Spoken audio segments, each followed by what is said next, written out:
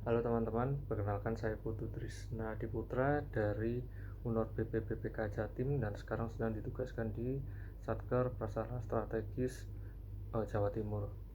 Dan setelah tadi saya berbincang-bincang dengan staf di tempat saya mengenai isu-isu apa saja yang terjadi di Satker Prasarana Strategis, mungkin yang sekarang lagi happening adalah pembangunan sekolah rakyat gitu. Sekolah rakyat ada tahap 1, tahap 2, dan tahap-tahap selanjutnya. Tahap satunya sudah selesai dan tahap 2-nya sedang dalam proses perencanaan dan pemilihan lahan.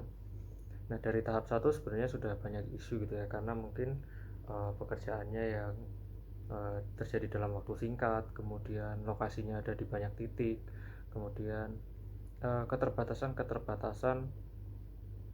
sumber daya lainnya.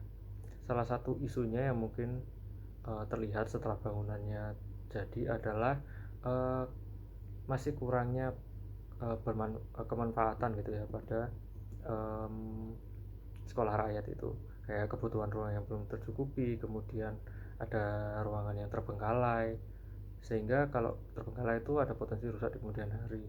Juga ada beberapa ruang yang tidak difungsikan karena tidak memenuhi standar. Kenapa hal ini bisa terjadi? Karena pada dasarnya uh, pada tahap pertama ini pembangunan sekolah rakyat itu bukan dari pembangunan dari nol, tetapi dari bangunan-bangunan yang tidak terpakai atau terbengkalai.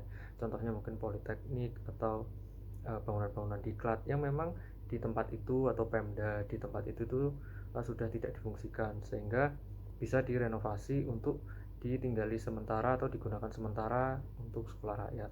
Nah, dari situlah karena perbedaan fungsi tadi, pastikan ketika yang pertama ini difungsikan untuk apa, kemudian sekarang difungsikan untuk sekolah rakyat, pasti akan ada perbedaan dan timbullah masalah-masalah tadi.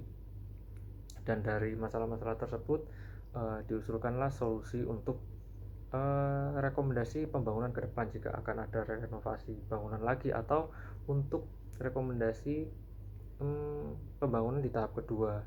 Jadi bagaimana kita menyesuaikan peralihan fungsi kebutuhan ruang yang dibutuhkan untuk melaksanakan belajar mengajar sekolah rakyat. Jadi mungkin solusi yang bisa ditawarkan untuk sekarang adalah rekomendasi gitu ya. Contohnya adalah SOP, standar kebutuhan dan kesesuaian ruang, sebagai rekomendasi pemilihan bangunan untuk alih fungsi sekolah rakyat. Kemudian sosialisasi standar arsitektur sebagai rekomendasi untuk perencanaan sekolah rakyat tahap 2. Juga form evaluasi bangunan existing terbangun sekolah rakyat tahap 1 sebagai case study untuk pembangunan sekolah rakyat tahap yang kedua.